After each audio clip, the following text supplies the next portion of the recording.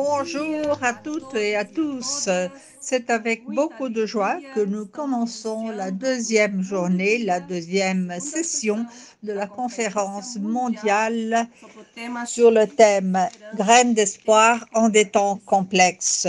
C'est avec joie que je vous salue au moyen d'un texte biblique de l'apôtre Paul, Épître aux Romains 5, 3 et 4.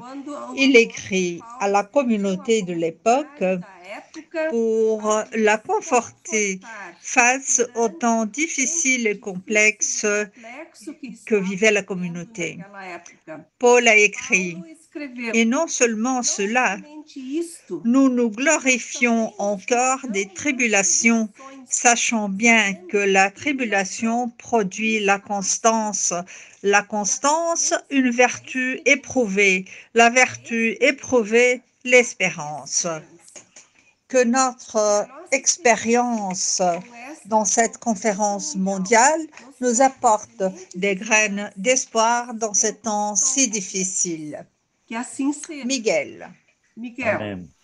Bonjour Buenos días. à toutes, bonjour à tous, good morning. Nous commençons donc, comme a dit Jolie,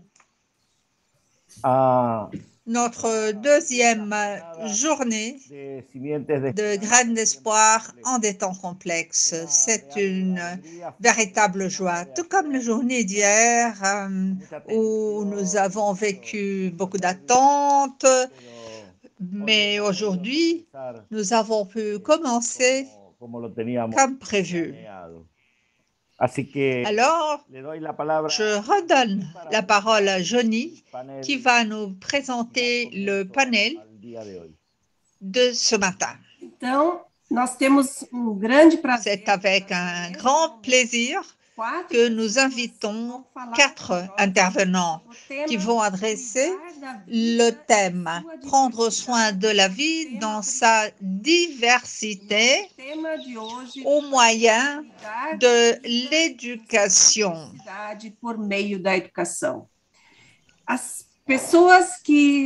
Les intervenants de ce matin viennent de différents endroits. Ils vont nous parler un peu sur rêver d'un monde possible et meilleur. Mais il ne suffit pas de rêver d'un monde possible et meilleur. Rêver seul est encore plus difficile. C'est pourquoi, ensemble, en tant que leaders protestants liés au Japan Reformation, nous pouvons semer l'imagination, semer des possibilités, semer des expériences, semer l'espoir en un avenir qui est aujourd'hui. Il est possible et il est meilleur. Semer l'espoir nous conduit à remettre en question le statu quo, nos propres idées et nos propres actions. Semer l'espoir, c'est s'encourager mutuellement, s'embrasser, même si on est séparé par un écran, et puis agir ensemble. Ne nous faisons pas d'illusions sur le fait que la vie va devenir plus facile. Équipons-nous plutôt pour y faire face. En ce moment, 4 personnes de formation, de métiers, d'expérience, de lieux et d'âges différents vont nous apporter des exemples d'action, des graines d'espoir pour nous inspirer et nous équiper pour faire face à la vie. Je vous présente ici les 4 intervenants. Amanda Costa, diplômée en relations internationales, Amanda est une entrepreneuse de Perifa Sustentable, animatrice de Direto da Base, chroniqueuse pour Young News Agency et One Planet. Leader Forbes a moins de 30 ans d'âge. Née à São Paulo, elle représente actuellement le Brésil à la 26e conférence des Nations Unies sur le changement climatique qui se déroule à Glasgow, en Écosse, Royaume-Uni. Amanda va nous parler en étant là-bas. La deuxième personne, Andrea De Vita, docteur en philosophie, diplômée en théologie de l'ISEDET à Buenos Aires, diplômée d'études orientales de l'Université de Salvador, enseignante et chercheuse, spécialiste des études arabes et islamiques et de l'histoire des religions. Ses domaines de travail et d'intérêt, les voici: politique publique, religion et culte. Membre du CREAS, le Centre œcuménique régional d'action et de services. Elle est actuellement conseillère de la direction des affaires parlementaires du ministère des Affaires étrangères de l'Argentine. Le troisième intervenant, c'est Alvori Aller. Il a un post-doctorat en éducation d'UDICINOS, San Leopoldo, Rio Grande do Sul, docteur en théologie des facultés Est à San Leopoldo, Rio Grande do Sul, maître en éducation en sciences de UNIJUI, licence en théologie des facultés Est. Il est professeur associé à l'Université de l'État de Ouest de l'État de Paraná. Il travaille dans les domaines de l'éducation, de la philosophie, de la psychologie, de l'éthique, de la bioéthique, de la citoyenneté. La quatrième intervenante est Beldilda Brito, activiste des mouvements noirs et féministes depuis les années 80. Beldilda est la coordonnatrice de Nzinga, collectif des femmes noires de la ville de Belo Horizonte, du programme des droits humains d'Odara, Institut des femmes noires, et du réseau des femmes noires du nord-est du Brésil. Elle est également membre du groupe consultatif de la société civile de ONU Femmes. C'est une grande joie que de vous accueillir aujourd'hui. Ces 4 intervenants vont nous inspirer avec leurs expériences, leurs nombreuses idées et propositions pour que nous puissions faire face à ce monde si complexe. Je vous explique comment notre panel va se dérouler. Il y aura une suite de questions et de réponses et ceux souhaitant nous envoyer des questions, s'exprimer, ils peuvent le faire sur le chat, par écrit. Les questions seront répondues à tour de rôle pour un temps limité. Il faut faire bien attention. Pour chaque question, vous aurez 3, 4 ou 6 minutes de réponse, de temps de réponse sur un différent ordre. Pourrions-nous voir les 4 intervenants en même temps? Eh bien, la première question que nous allons traiter maintenant, nous allons la poser aux 4 intervenants. C'est le thème du panel, prendre soin de la vie dans sa diversité aux moyens de l'éducation. Ce thème est associé au parcours de formation et travail pratique quotidien pour vous. De quelle manière ce thème est associé à votre parcours de formation et à votre travail pratique? J'invite tout d'abord Beldilda, 4 minutes, ensuite Alvori, Andrea et Amanda. Donc, 4 minutes pour chacun de vous. C'est un défi. Bonjour, je suis très heureuse d'être ici. Je vous remercie à tous les organisateurs. Et aujourd'hui, c'est un samedi. Je suis au Brésil, à la ville de Belo Horizonte, Minas Gerais. Et ma religion est Keto, une religion d'origine africaine. Je suis une femme noire et pour nous, notre religion, c'est le jour des Iaba, les Orissa femmes. C'est le jour de Shun, la déesse de l'eau douce, de Nanan, celle qui nous donne la vie. C'est le début, c'est la fin. C'est le jour d'Iemonja, la reine de la mer des eaux salées. Le jour d'Iensan, la déesse du vent, et d'Eoba, la déesse de la sagesse. Je vous l'ai dit tout au début, avant d'adresser cet important thème du séminaire, pour vous dire de l'importance de la culture noire que d'apprendre de la nature, de l'ancestralité. Je suis petite fille de Madame Benigna, la fille de Zahira et la mère d'Odara. Donc, les femmes noires jouent un rôle essentiel dans notre formation, dans notre éducation, pour nous permettre non seulement d'avoir de l'espoir, mais de survivre. Je suis une femme noire qui a survécu à différentes formes de violence. Le peuple noir au Brésil parvient collectivement, au moyen d'une éducation qui n'est pas seulement formelle, celle qui nous vient par l'école, mais aussi une éducation populaire, quotidienne, révolutionnaire, une éducation collective basée sur la logique du bien vivre. Il s'agit de manière dont nous rendons hommage à l'ancestralité et de prendre soin les uns des autres. C'est le cas de communautés autochtones et africaines. Nous avons survécu à différentes manières de racisme. Le racisme religieux qui ne respecte pas notre religion, le racisme environnemental, parce que nous savons que l'impact sur les communautés noires est très fort.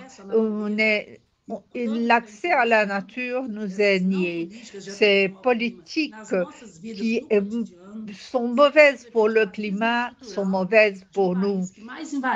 Le pays, notre pays, a été celui qui a envahi l'Afrique et il a été les derniers à abolir l'esclavage. Ma grand-mère m'a appris que j'avais un engagement à remplir par rapport à mon peuple.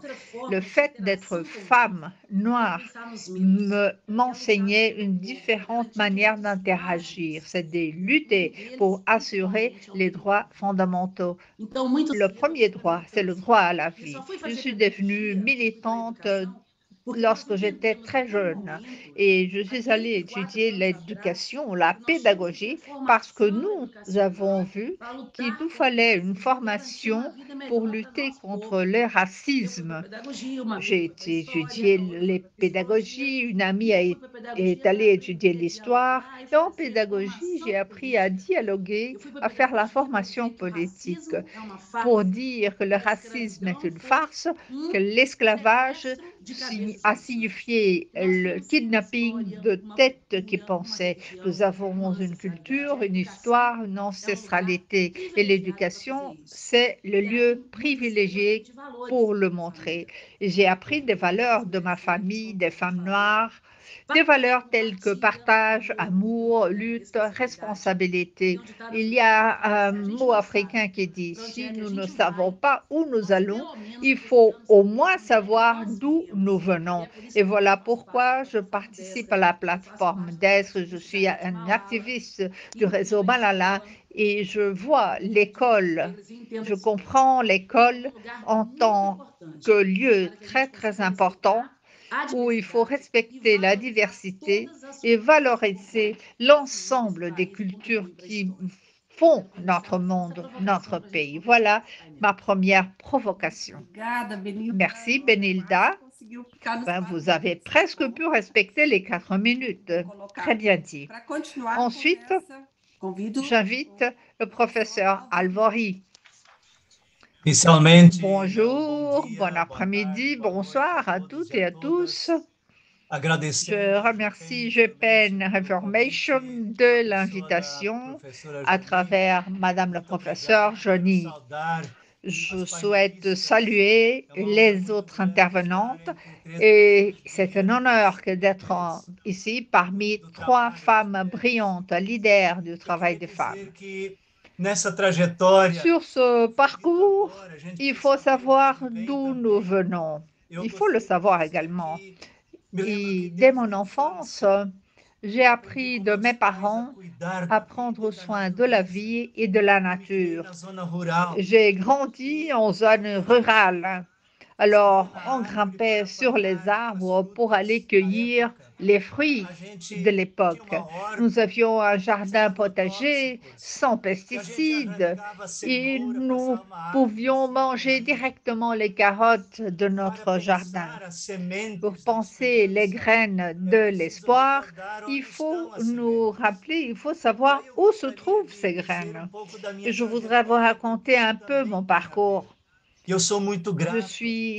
remercie le réseau des écoles luthériennes parce que l'ensemble de mon parcours formatif a lieu au sein d'une école luthérienne en tant que boursier. Mon parcours académique n'a été possible que grâce à l'excellent enseignement de l'école évangélique Kiboti à Rio Grande do Sul, qui s'appelle aujourd'hui Institut d'éducation Ivoti. Cette école m'a aidé à développer les 4 compétences que l'éducation devrait proposer selon l'UNESCO. J'ai appris à être, c'est-à-dire à développer mon identité, bonne estime de moi-même, la confiance, la détermination. Donc, j'ai appris à être, compétences personnelles. Là, j'ai également appris à faire. Cela veut dire acquérir des compétences essentielles, spécifiques pour faire face au marché de travail de biens et services. Apprendre à vivre ensemble, la convivialité. Cela veut dire développer des relations interpersonnelles, communautaires, des actions communicatives, reconnaître et connaître l'autre au sein de la communication. J'ai également appris à apprendre. Cela a voulu dire apprendre à poursuivre la connaissance, à connaître la connaissance, ce qui m'a permis d'avoir accès à différentes informations à la bibliothèque, à l'encyclopédie, dans les dictionnaires, dans les journaux, sur les réseaux d'ordinateurs. Donc, cette éducation m'a transformée en un être d'espoir et c'est ce que je voudrais partager dorénavant. À partir de l'Église, j'ai appris à partager dans les campements de la jeunesse le souci par rapport à l'environnement, prendre soin de l'environnement. En 1982, dans un campement de jeunes à Rio Grande do Sul, un ingénieur agronome nous a appris à produire des biodigesteurs pour prendre soin de la nature. Tous ces chemins m'ont conduit à étudier la théologie et à pratiquer la pastorale dans le cadre luthérien. Et ensuite, ma maîtrise et mon doctorat en théologie, parallèlement à ma transition vers le métier de professeur universitaire, parce que je crois à ce que disait Paulo Freire.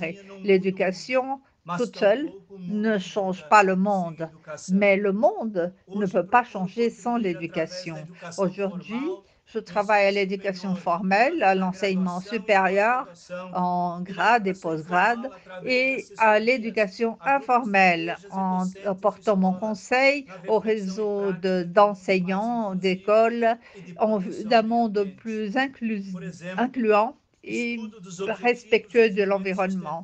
Les études de développement durable avec des enseignants luthériens, des recherches sur les objectifs de développement durable dans les institutions où je travaille. Voici donc l'espoir que je souhaite partager. Merci, professeur Alvori, de vos paroles, de votre contribution. Maintenant, nous passons la parole à Madame le docteur Andrea. Bonjour à toutes et à tous. Je vous remercie beaucoup de ce moment communautaire dans cette matinée du samedi. Ces problèmes sont de plus en plus urgents, qui requièrent beaucoup de responsabilité, d'engagement et surtout, une plus forte formation en éducation, en pédagogie pour nos enseignants, nos fonctionnaires, etc. Dans mon expérience, aussi bien au niveau public que privé, au sein des universités, dans les cadres religieux, j'ai pu observer qu'il y a des paradigmes qui sont trop figés par rapport au thème que met à nu cette pandémie, la violence, la discrimination, la violence contre les femmes, les enfants. Et très souvent, dans de nombreux cas, je dirais, dans la plupart des cas, cela est lié au manque d'éducation. Et en Argentine, c'est le cas. Je vais vous dire comment nous travaillons pour nous opposer, pour contrecarrer ces problèmes. Vous savez que 2019,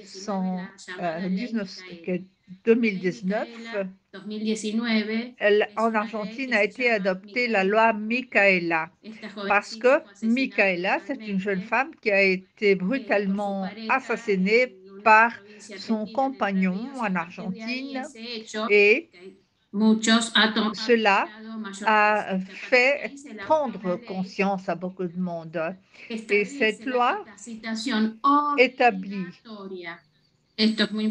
qu'il est obligatoire d'avoir une formation sur les questions de genre et de violence contre les femmes pour toutes les personnes travaillant au niveau des fonctions publiques, à tous les niveaux du pays. Et cette loi, nous avons pu appliquer cette loi aux établissements d'éducation publics, privés à tous les niveaux. Et nous avons également appliquer cette loi à des écoles confessionnelles et non confessionnelles. Et que veut dire cela? Cette question associée à la violence, le racisme, la discrimination, le manque d'accès, tout cela très souvent se limite au discours. Mais comment passer à l'action? Cela veut dire appliquer les programmes de formation imposés par la loi avec 4 axes thématiques. Premièrement, le premier axe, c'est de former, éduquer les personnes chargées des questions éducationnelles, les former au sujet des cadres normatifs nationaux et internationaux sur les droits humains. Que disent les lois, si elles sont appliquées ou non? Et le deuxième axe thématique, c'est une introduction à la perspective de genre, les concepts essentiels, la division sexuelle du travail, les hiérarchies, les relations de pouvoir, les différences, l'inégalité dans l'accès au travail, la conflictivité pour des raisons ethniques, religieuses, etc. Un troisième axe thématique, cela veut dire parler de la violence pour des raisons de genre, des crimes de haine, les violences en tant que produit d'inégalité et de relations de pouvoir. Et le quatrième axe thématique, c'est genre et droits humains. C'est-à-dire, quelles sont les bonnes pratiques de la mise en œuvre, quels sont les outils utilisés, les ressources essentielles pour la formation et l'orientation, quelles sont les stratégies pédagogiques et méthodologiques, c'est-à-dire ces ateliers visent à démythifier, à former les dirigeants qui sont des fonctionnaires nationaux, tout d'abord, mais ensuite, on a englobé d'autres domaines, par exemple, surtout de l'éducation, parce qu'on a observé que les enseignants des écoles, des universités ne savent pas assez. Ils ne sont pas au courant de ces lois internationales sur les droits humains. C'est quoi la violence de genre? C'est quoi la discrimination? Ça a l'air vraiment basique, non? Mais nous avons pu constater que la plupart de ces dirigeants, ce thème est une nouveauté. Et cependant, c'est quelque chose de vieux et douloureux. Donc, la violence contre la femme, la violence au sein de la famille, etc. Dans ce sens, l'application de ces ateliers organisés par des experts dans chaque cas, des experts de la sociologie, de la psychanalyse, etc. Donc, ces experts organisent ces ateliers et ces ateliers sont obligatoires. Ceci nous aide énormément. Cela, nous avons pu, au cours des dernières années, qu'on avons pu changer un certain vocabulaire au sein des écoles, des universités et de l'État par rapport aux relations entre femmes et hommes et femmes. On a pu surmonter des standards associés à la discrimination sociale du travail. Voilà mon expérience. Merci, merci. Excusez-moi si je dois vous interrompre, mais il faut tenir compte du temps.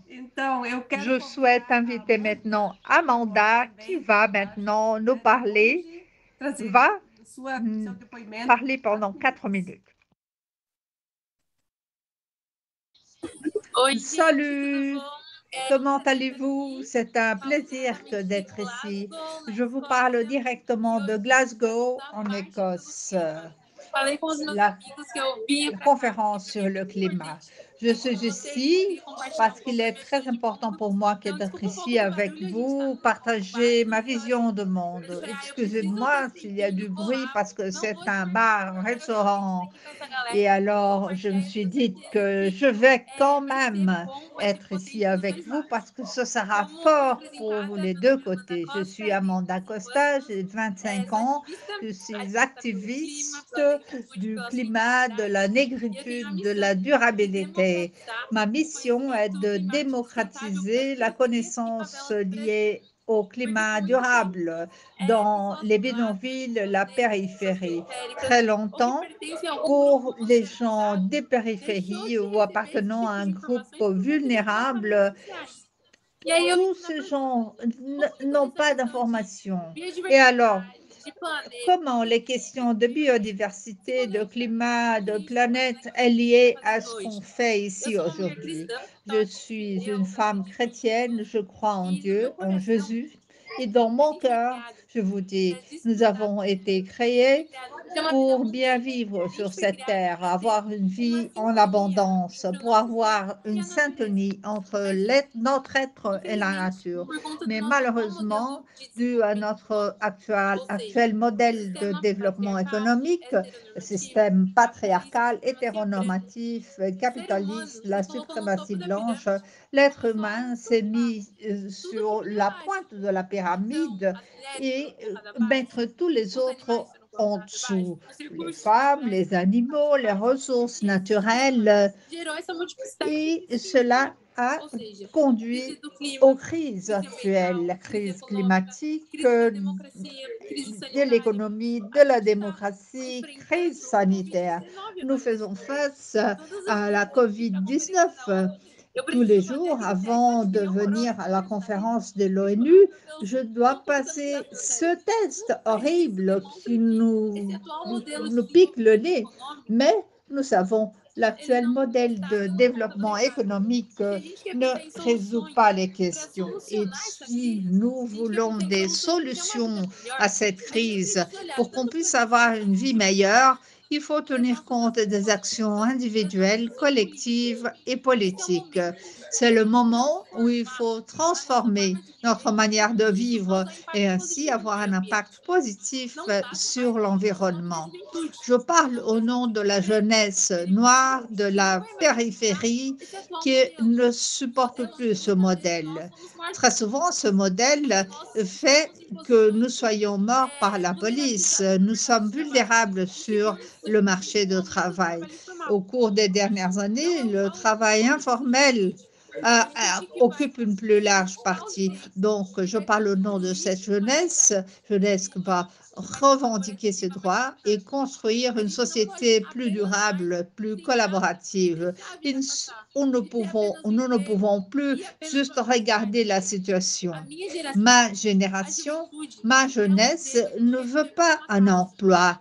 On lutte pour une cause. Devant moi, il y a une manifestation avec de milliers de jeunes qui revendiquent des politiques plus inclusives, tenant compte de la nature. Ma génération souffre aux problèmes écologiques, aux maladies psychosomatiques, dépression, panique, tout cela, c'est un fruit de notre actuel modèle. Il était impossible de penser à la vie sans penser aux racines de la vie. Voici ma question. La question que je vous pose, quel est votre rôle dans cette transformation du monde? Quelles sont les actions que vous devez mettre en œuvre pour participer, pour ne pas être un spectateur? Mais qu'allez-vous faire de tout cela? Quelles sont les actions que cette conversation, que ce panel va engendrer dans votre vie? Parce qu'il ne suffit pas de regarder, d'assister. Chaque personne doit prendre une position en tant qu'agent de transformation, entraînant des changements sur le plan local, dans votre quartier, dans votre école, à l'université, au travail. Mais nous sommes tous des agents de transformation et il nous faut prendre une position maintenant.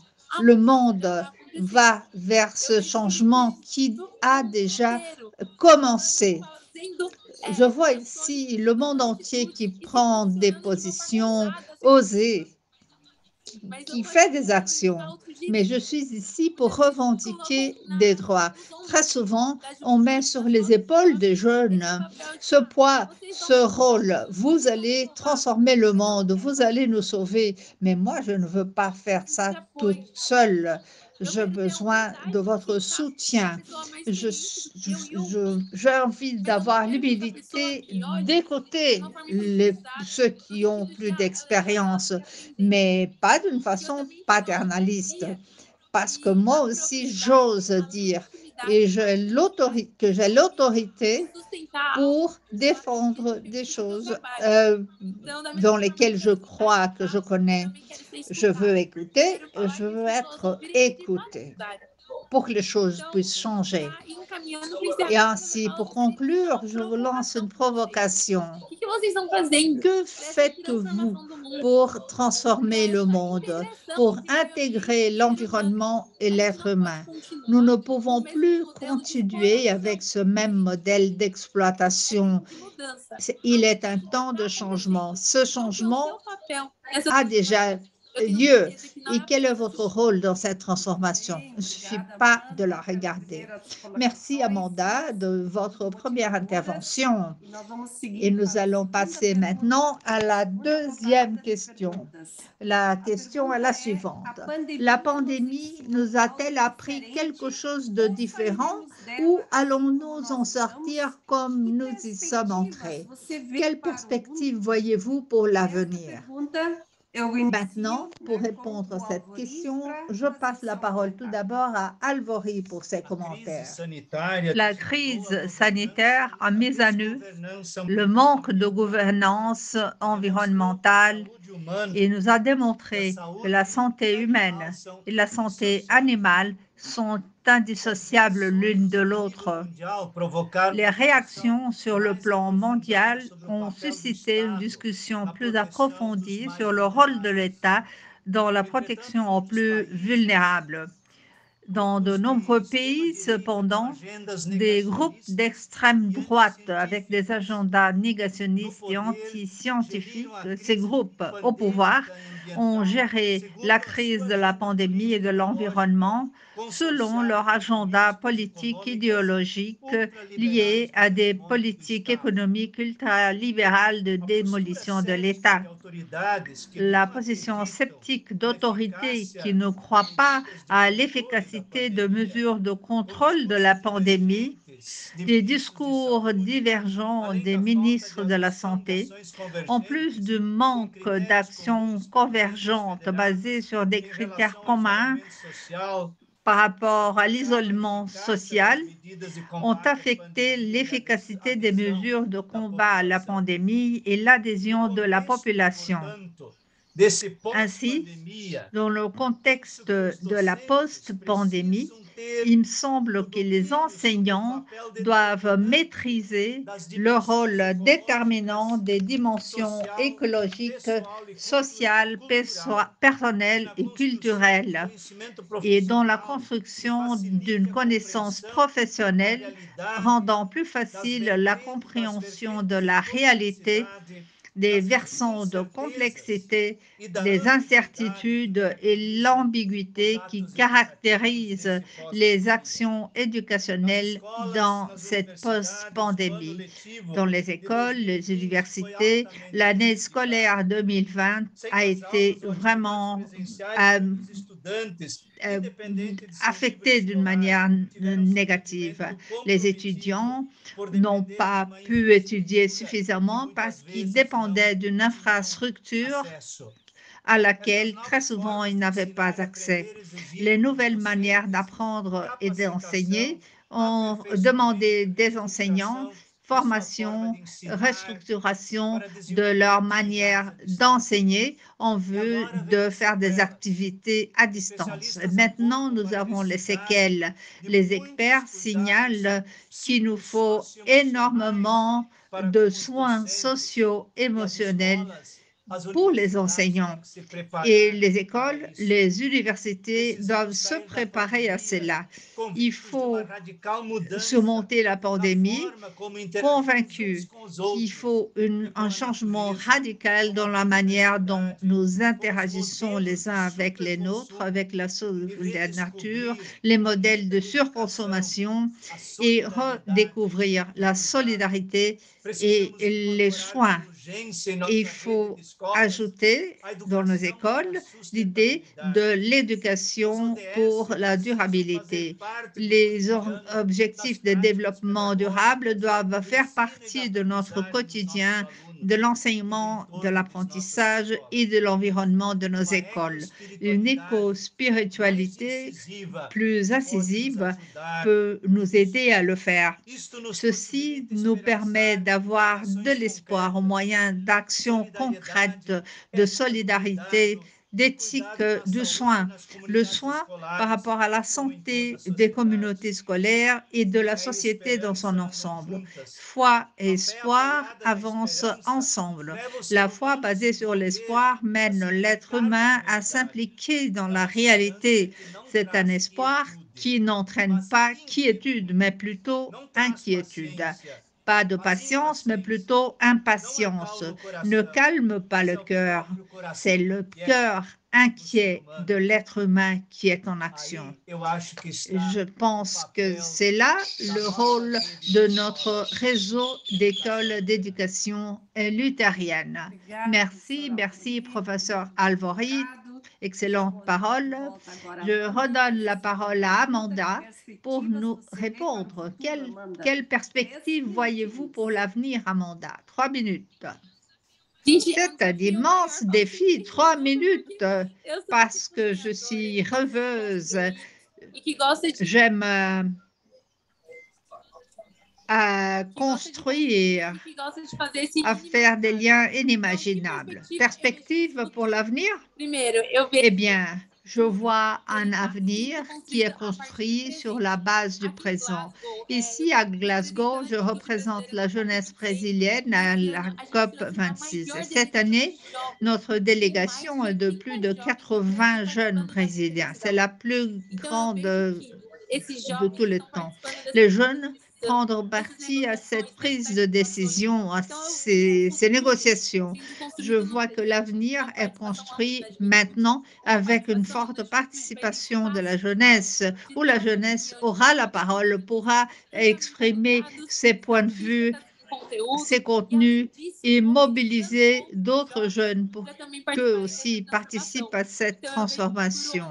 Donc, les voix des jeunes Les voix des périphéries, des personnes noires, des peuples autochtones seront autour de la même table de discussion que les personnes qui ont plus d'expérience, les hommes politiques, les CEO.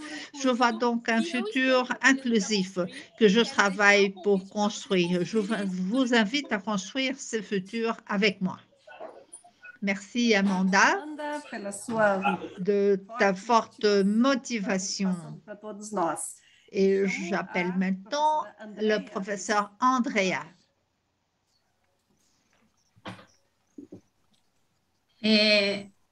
Bueno, más que respuestas tengo... Plutôt qu'une réponse, moi j'ai des questions. Me gustaría creer que la pandemia... Je voudrais bien croire que la pandémie et la post-pandémie nous a appris des choses. Mais il me semble que si nous avons appris ou non, mais bien, nous le saurons dans l'avenir. Il y a des problèmes structurels qui ont été mis à nu. Et j'ai la question, comment allons-nous nous situer du point de vue de l'enseignement, des étudiants, de l'agenda écologique par rapport aux problèmes des réfugiés, du changement climatique, de toutes sortes de violences, par rapport à ceux qui vendent dans le chaos, ceux qui font de leur mieux pour qu'il n'y ait pas d'agenda inclusif. Nous avons besoin d'une voix prophétique, celle de la jeunesse. Cette voix sera le moteur des changements nécessaires.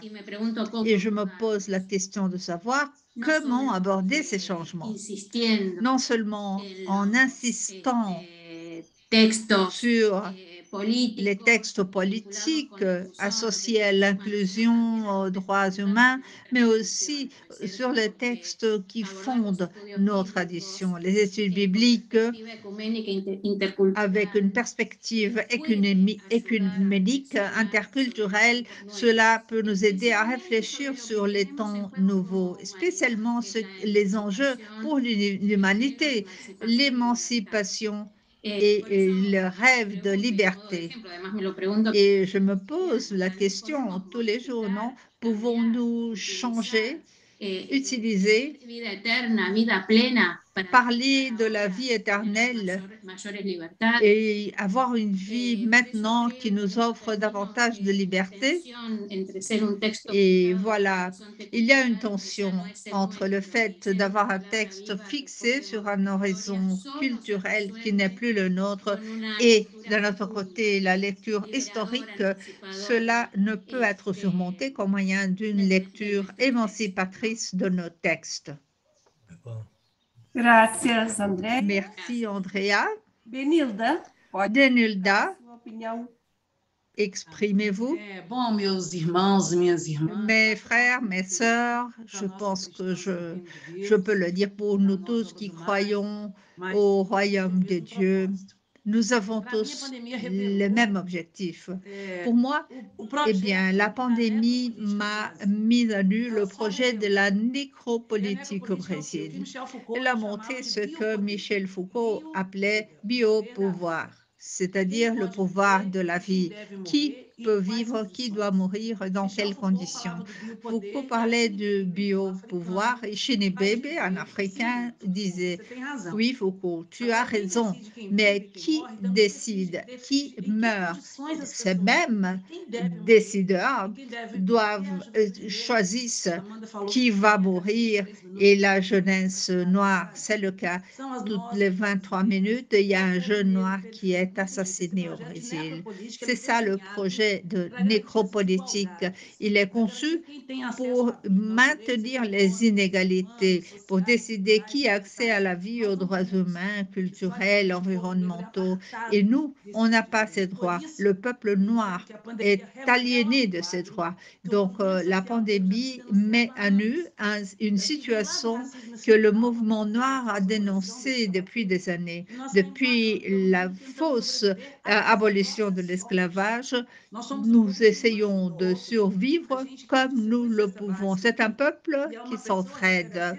Si on reçoit par exemple 5 kilos de riz, alors on dit, je vais garder 1 kilo pour moi, je vais donner 2 à ma mère, 1 kilo à ma cousine, 1 kilo à ma voisine. Donc la pandémie a montré que la faim est plus grave, la violence a augmenté, il y a plus de chômage, d'inégalité. Quoique la première femme vaccinée au Brésil ait été une femme noire, les chiffres sont extrêmes. Le Brésil est le deuxième pays à population noire au monde et donc les Noirs ici devraient être la majorité des vaccinés. Et non, eh bien non, nous sommes la majorité de ceux qui sont morts pendant la pandémie. Alors, nous sommes la majorité de la population, non? Il faudrait que nous soyons la majorité des vaccinés. Et c'est ça la nécropolitique. Lorsqu'on parle de prévention, on n'a pas accès non plus à assainissement, de l'eau, des aliments, la distance, travailler à la maison, eh bien, cela est quelque chose qui n'est pas à la portée de la population noire. Tout d'abord, il va falloir resignifier le respect, l'égalité. Si nous croyons au royaume, il va falloir tenir compte de tout un chacun. Des choses dont on croyait qu'elles étaient grandes sont très petites et des choses dont on croyait qu'elles étaient petites, elles sont immenses. Et il faut parler de l'afrofuturisme. Penser l'avenir avec des personnes noires au sein de dialogue avec des personnes non noires, parce que pour faire face au racisme, il faut que nous soyons tous impliqués, tous ceux qui croient qu'on peut avoir un monde plus fraternel. L'afrofuturisme, c'est des personnes noires en vivant, mais avec leurs droits respectés, des personnes noires, heureuses et sans peur, parce que la peur nous envahit tous les jours, le matin, lorsqu'on se lève. Merci, Benilda, de vos paroles, de vos provocations et réflexions. Nous passons maintenant à la troisième question, le troisième tour du panel. Et avant de vous poser la question, je voudrais souligner que tous ceux souhaitant poser des questions aux panélistes peuvent les écrire sur le chat. On verra ces questions à la fin. Troisième question. Comment l'école, l'université et l'éducation informelle peuvent-elles semer l'espoir dans cette période complexe? Comment l'enseignement, l'éducation en général, peut-elle semer de l'espoir dans ces temps si complexes? Tout d'abord, Andrea. Sí. Bueno, ¿cómo educar para sembrar? Comment éduquer en vue de semer de l'espoir? Sembrar esperanza Semer de l'espoir, cela veut dire en los ámbitos educativos, au sein des systèmes éducationnels, promouvoir, à mon avis, et il me semble que vous êtes d'accord avec ça, promouvoir la déconstruction de différentes catégories, valoriser le dialogue, la pratique politique éducationnelle et mettre en question les modèles ou les standards qui sont contre une éducation émancipatrice et dans certains cas abandonner le concept du moi, c'est-à-dire mettre en question les pratiques collectives et mettre en question notre manière d'être soi-même. Et comment? Bon, tout d'abord, c'est clé que de revoir les vocabulaires utilisés dans les espaces éducationnels qui ne permettent pas la discrimination, ajouter de nouveaux concepts nous aidant à parler de nouvelles approches, mettre en œuvre des activités ludiques, mettre en œuvre des activités participatives tendant à l'inclusion, à la possibilité d'écouter avec patience, attention et respect ce dont parlent les étudiants, les enseignants, mais surtout comprendre, et il me semble que ceci, c'est le moteur de l'espoir, comprendre que la construction collective de la connaissance et de l'enseignement nous porte des fruits. Nous l'avons vu le long de l'histoire. Nous avons maintenant des conflits globaux, n'est-ce pas, mondiaux, qui nous exigent de mettre en valeur les expériences communautaires. Il y a des textes, il y a des maîtres qui nous aident dans ce sens. Il faut prendre une position critique. Et ceci voudrait dire élaborer un outil stratégique pour démanteler les relations sociales et culturelles de domination. Ceci nous demande un double effort et c'est notre tâche. À tous les niveaux, l'État, avec ses politiques publiques, aux universités, l'enseignement formel, informel, etc. Reconstruire, réapprendre le vocabulaire, réfléchir sur comment nous enseignons, comment nous transmettons et comment nous communiquons la possibilité d'un processus d'émancipation. Merci. Graças, Andrea. Merci, Andrea. Amanda. Amanda? Ou seja, agora Benilda. Non, non, pas maintenant, Benilda. Nous attendons votre Então, eu acho réponse. que praticar a esperança, gente, esperança. Eh bien, pratiquer l'espoir. L'espoir, pour moi, c'est un synonyme d'amour, d'affect et donc de mouvement. Falado aqui pelo Paulo Freire. Paulo Freire nous parlait de construire cette espérance.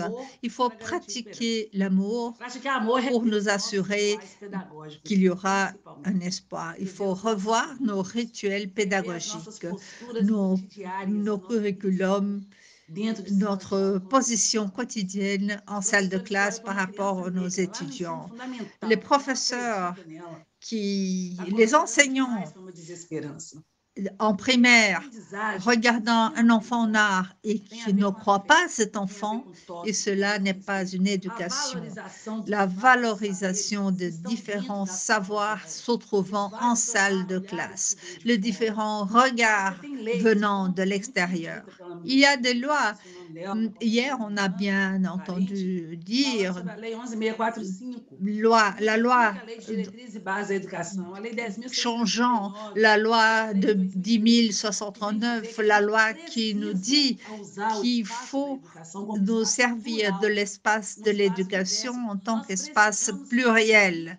Il faut séduire nos professionnels de l'éducation pour qu'ils voient l'école en tant qu'espace pluriel. Et il faut offrir aux enseignants et aux étudiants une atmosphère sécurisée, surmonter l'épistémicide. Il faut comprendre qu'une chose, c'est le bullying qui décaractérise, mais le racisme déshumanise. Et quelles sont les pratiques? Lorsque je me tais face aux violences, lorsque mon curriculum n'est pas inclusif, lorsque je dévalorise d'autres cultures, lorsque je légitime l'épistémicide. Donc, la pratique de l'espoir est une pratique politique, un amour révolutionnaire, une pratique quotidienne de révision de pratiques, des positions, de comportement, un regard, un sourire, une opportunité, un investissement. Tout cela fait une grande différence pour notre avenir. Obrigada, Benilda. Merci, Benilda. Amanda, pode trazer a sua opinião? Votre avis? Eu fico muito contemplada quando eu escuto Benilda falando. Je suis très heureuse d'entendre Benilda parce qu'on ne peut pas penser l'espoir sans penser au racisme structurel. C'est comme ça que notre société a été formée. Et lorsqu'on prend conscience de cela, on peut être antiraciste. C'est quoi que d'être antiraciste? C'est que d'avoir des femmes noires dans ce panel, ça c'est le premier pas. Et le deuxième, c'est de construire des projets, des programmes, des activités ensemble avec ces personnes qui ont été soumises au silence, exclues pendant si longtemps. Mettre le récit de ces personnes au centre pour avoir de l'espoir. Il faut écouter ceux qui ont été soumis au silence. Alors, comment l'école, comment l'éducation peut nous apporter de l'espoir? Tout d'abord, en nous écoutant. Notre Brésil ele valoriza et valorise la connaissance académique. Notre société valorise la connaissance institutionnelle, formelle, existem diversos tipos de mais il y a différents types de connaissances. Il y a un savoir ancestral, le savoir de mes ancêtres, de mes matriarches, une population noire qui n'est souvent pas au sein de l'académie, mais qui a la même valeur, la même profondeur. Vou trazer uma reflexão para vocês. Une réflexion. Pergunta para uma Si criança vous no Brasil, posez à un enfant au Brésil la question de savoir quel est son grand rêve, il y en a qui diront « j'aimerais aller au Disney World, j'aimerais voyager », mais il y a tant de belles choses au Brésil. Il y a l'Amazonie, par exemple, dont on ne tient pas compte. L'Amazonie nous appartient. Et du point de vue climatique, il faut vous dire qu'elle brûle, elle est déboisée, on perd la biodiversité. Et comment parler d'espoir dans cette situation chaotique en vous invitant à vous positionner, à valoriser le savoir quilombola, au savoir des peuples autochtones, savoir que ces savoirs ont la même valeur que le savoir traditionnel. On n'a pas toujours cette formation due à notre condition sociale, mais lorsque vous m'entendez parler de cette perspective, lorsque vous écoutez ce que dit Benilda avec ce point de vue, vous avez l'univers à votre disposition et vous pouvez travailler ensemble. Nous pouvons travailler ensemble. Et l'espoir, comment on l'a fait avancer en valorisant les savoirs ancestrales, les savoirs traditionnels avec les peuples autochtones et appelant les gens à partager leur savoir, leur point de vue. Ça, c'est le premier pas. Deuxième pas, c'est comment pouvons-nous construire ce nouveau monde pluriel, divers, et alors on va le découvrir d'une manière collaborative, ensemble. Obrigada, Amanda. Merci, Amanda. Agora, Alvori. Maintenant, Avori, votre point de vue? Eu penso que Je pense que a rede de escolas parler au réseau d'écoles luthériennes gostaria de desafiá-las nesse sentido. est un défi. Je voudrais vous lancer un défi. Meu projeto de pesquisa e doutorado foi Tout mon parcours a été au sein de ces écoles. Mon projet de maîtrise et de doctorat concernait ces écoles. Alors, voici le défi. Comment les écoles peuvent semer l'espoir? Eh bien, je pense que si on accorde plus d'attention aux objectifs de développement durable, et on fait des recherches en ce sens dans l'institution où je travaille, mais on adopte d'une manière trop faible ces objectifs de développement durable. Et tous les problèmes sont posés dans ces 17 ODD. Il faut donc identifier les réseaux d'éducation luthérienne en tant que promotrice d'une éducation d'excellence pour la durabilité, pour la résilience et pour former des leaders qui prennent des décisions qui vont au-delà d'éduquer et de préparer au marché du travail. Numéro 2, établir un inventaire sur le niveau d'éducation pour la durabilité, la situation actuelle des écoles luthériennes et savoir comment nous pouvons mettre en valeur les nombreuses actions que nous mettons en œuvre d'ores et déjà, qui sont en harmonie avec les ODD et puis reproduire ces actions ailleurs.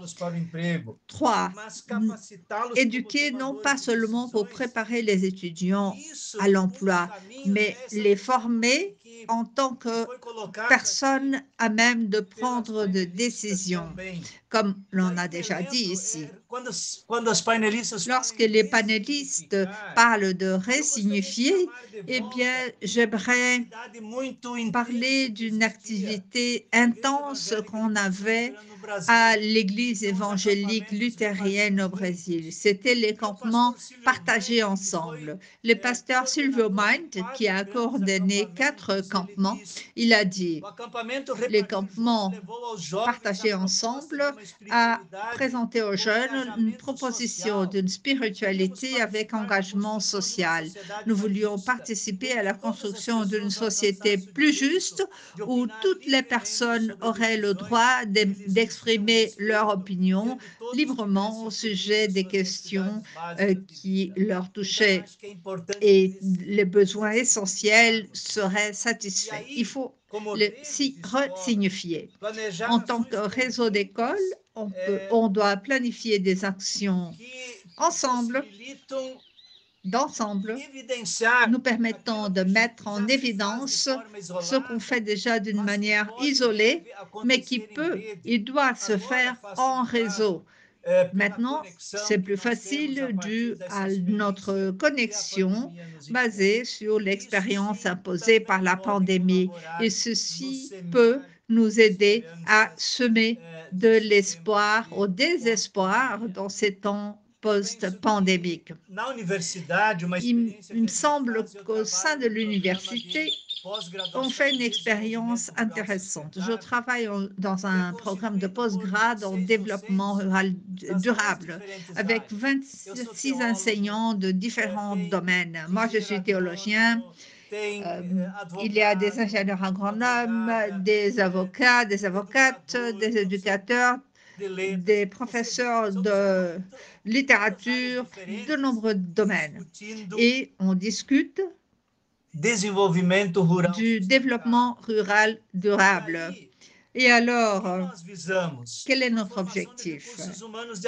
Informer des ressources humaines de haut niveau pour contribuer à la solution des problèmes sociaux, environnementaux et socio-économiques affectant le développement rural durable. Et notre méthodologie d'enseignement, recherche, extension et interdisciplinaire en vue d'établir des relations entre processus, connaissances et pratiques qui vont au-delà du domaine de l'enseignement, de la recherche pour faire face aux problèmes environnementaux et pour développer une science pour la durabilité. Il s'agit de la coopération scientifique autour de contenus et méthodes à développer par des hommes scientifiques en collaboration pour résoudre des problèmes d'une manière plus appropriée aux objectifs établis ensemble. Dans le programme où je travaille, nous cherchons l'interrelation, l'interdépendance de différents domaines au moyen de coopération, synergie et coopération dans un espace représentatif par des professionnels de différents domaines qui font un effort collectif pour construire des connaissances en vue du développement rural durable. En tant qu'enseignement supérieur stricto sensu, nous devons développer une pratique d'éducation pour le développement rural durable dans le contexte des objectifs définis par l'ONU. Et ceci demande une approche interdisciplinaire. Alors, pour ce défi, c'est-à-dire le défi de l'espoir, il me semble qu'on trouve ici de petites graines qui peuvent contribuer à construire ce monde plus inclusif et plus heureux.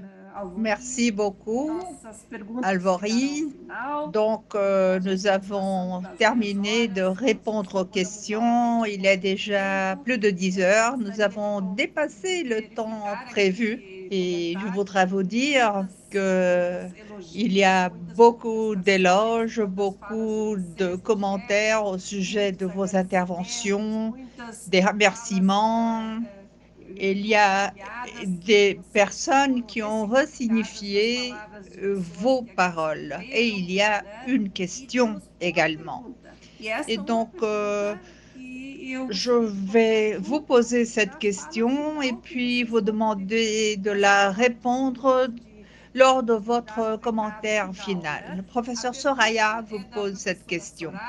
Cette question est associée aux professeurs ou à hommes et femmes.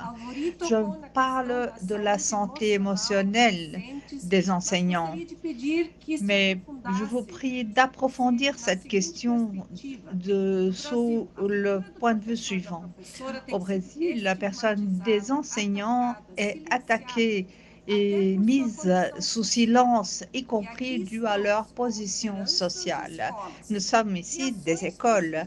Que faut-il faire pour offrir aux enseignants la liberté nécessaire pour discuter des questions si importantes que vous avez mentionnées?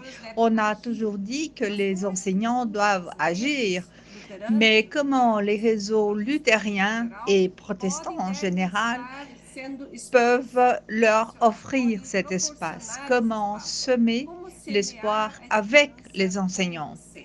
Donc, je vous prie de répondre à cette question lors de votre commentaire final.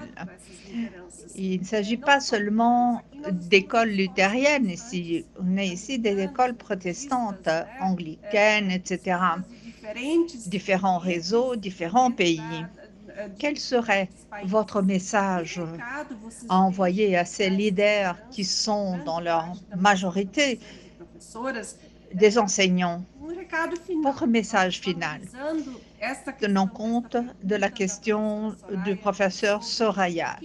Comment faire pour semer l'espoir avec et parmi les enseignants et les enseignantes? Amanda. Cette question, c'est un défi de la répondre en 1 minute. Une chose, il faut dire, Ouste Bolsonaro, il fait une persécution aux enseignants. Il ne favorise pas l'éducation. Il faut changer la vision qu'a le peuple brésilien des enseignants.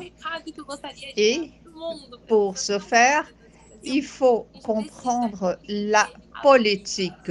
Il faut prendre une position en tant que sujet politique. Parce que si nous ne le faisons pas, d'autres vont décider de notre avenir politique à notre place.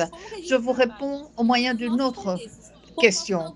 Comment travaillons-nous avec nos étudiants au sein de nos écoles pour développer des citoyens politiques, des citoyens qui vont comprendre la politique sur le plan local, national et international d'une manière stratégique, leur permettant d'influencer le niveau local tout en ayant un impact international.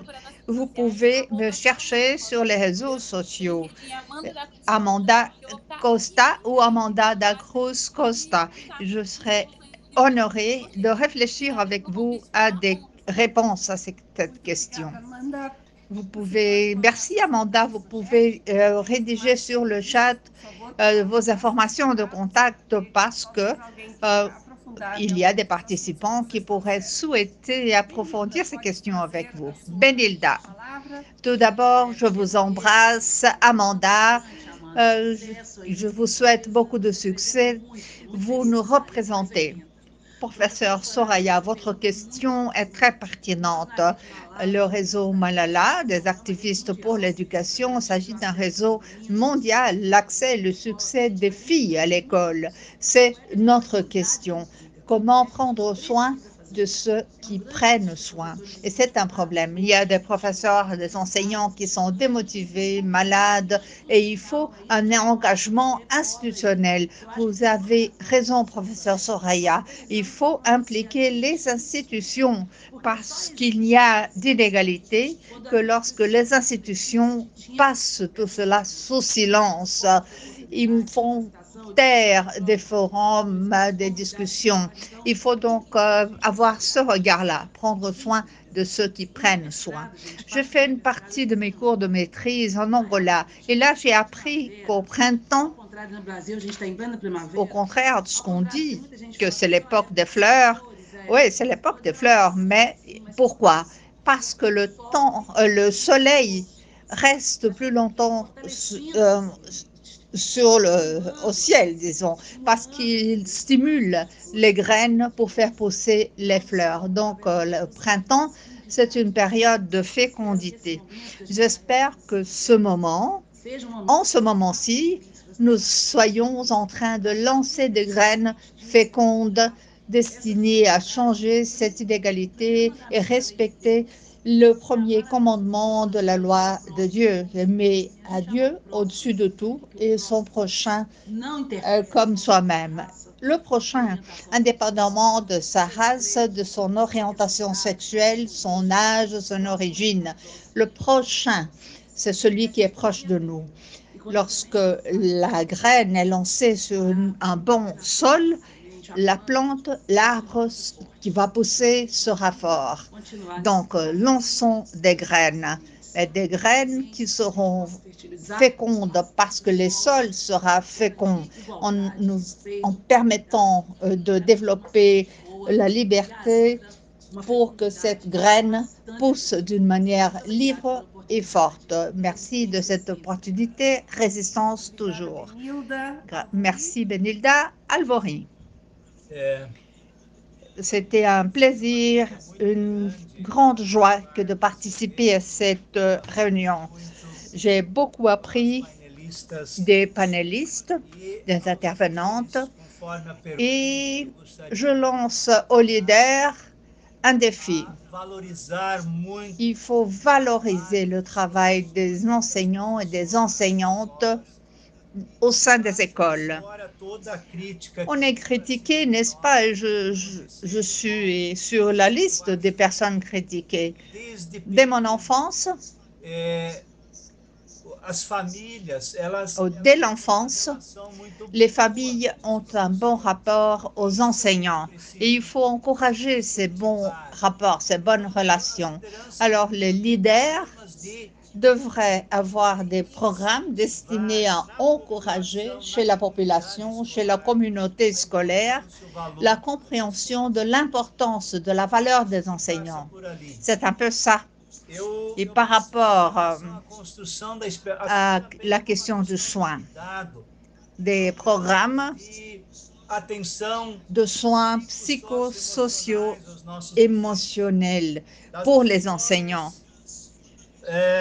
dans les écoles publiques essentiellement, dans les écoles privées, les écoles communautaires, des programmes de soins sur ce plan-là sont essentiels dans cette période post-pandémie.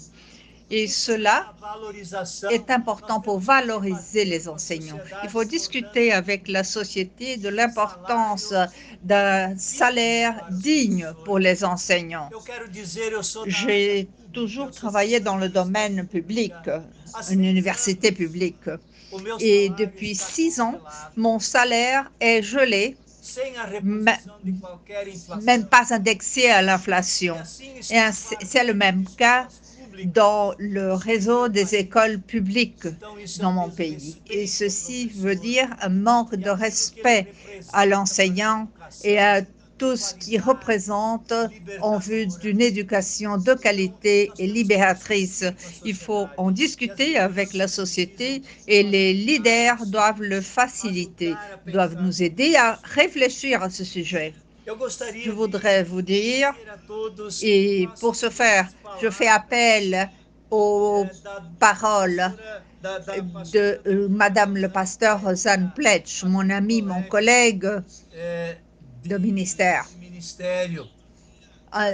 Il y a quelques jours, elle m'a dit la phrase suivante, qui veut dire espoir. Ici, pour conclure, elle disait, il n'y a de vie que dans l'amour, dans le soin et dans la connexion profonde et intrinsèque avec le cosmos. Du contraire, on tue, on crée de la maladie et on devient sec comme une branche sèche sans sève. La nature est notre mère. D'où vient tout? Le chemin de la vie demande qu'on revienne sur ce grand système. Les peuples originaires n'ont jamais perdu cette intelligence. Ils gardent la clé qui nous permettra de sortir en liberté. Et voilà, pour conclure ma participation, je vous présente, j'évoque l'expérience riche d'hier où les représentants des peuples originaires nous ont transmis leur message et ce message a été renforcé par Benilda, Amanda et le professeur Andrea dans notre session d'aujourd'hui.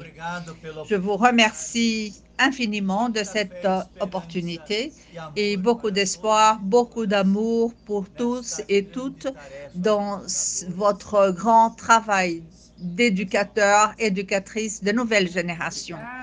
Merci beaucoup. Andrea, vous avez 1 minute pour vos considérations finales. Je vous remercie à toutes et à toutes, à tous ceux avec qui j'ai partagé ce panel. Et je suis d'accord avec mes collègues. Je dois vous dire qu'il ne faut pas oublier que la justice climatique associée à la justice sociale sont des éléments qui devraient nous mener à territorialiser l'agenda 2030 et l'agenda du millénium. Territorialiser, cela veut dire comme les animaux, comme les fourmis. Il faut avoir des stratégies de travail, travailler avec beaucoup de patience, être laborieux, revoir notre vocabulaire, réfléchir et faire de l'autocritique. Il s'agit d'un travail urgent. Et dans cette autocritique, revoir nos paradigmes, revoir les aspects autoritaires qu'on peut encore avoir en salle de classe, par exemple. Et je suis d'accord avec ce qu'ont dit mes collègues et j'ajoute, il faut comprendre que la crise environnementale est associée à l'inégalité et la violence. Et voilà pourquoi il est impérieux que de revoir nos paradigmes lorsqu'on travaille en éducation. Et finalement, un thème dont il faut discuter, c'est ça, la vie pleine. Je ne sais pas si la vie éternelle, mais la vie pleine, cela veut dire territorialiser et être activiste par rapport à ces objectifs avec patience, avec stratégie, en réfléchissant au sujet de ce qu'on fait nous-mêmes et de la manière dont on communique. L'autocritique est essentielle. La laboriosité également. C'est pour ça que je pense aux fourmis, à l'exemple des animaux. Je crois que l'éducation est cela en partie. Il ne s'agit pas seulement de changer des paradigmes, mais il faut également revoir son propre travail, le travail collectif, et de comprendre que la crise mondiale est associée à l'inégalité et travailler en vue de le corriger. Merci beaucoup. Merci infiniment, Andrea, Amanda, Benilda et Avori. Nous vous remercions énormément de semer l'espoir en nous à travers vos exemples de vie, de votre courage, de votre amour, de vos actions et de vos réflexions. Il est certain que ce que vous avez apporté ici aujourd'hui, nous allons le prendre comme une graine, le le répandre sur nos lieux de travail et veiller avec beaucoup d'amour à ce qui porte des fruits de changement pour la vie des gens et de la planète. Nous n'avons plus le temps d'approfondir tout cela, mais nous aurons les travaux en groupe et alors là, les gens pourront réfléchir sur ce qu'on a dit ici. Que Dieu continue à vous accompagner, Andrea, Benilda, Amanda et Avori, et à vous inspirer pour semer l'espoir dans ce monde complexe. Merci infiniment pour votre participation à ce panel et à cette conférence du Je peine.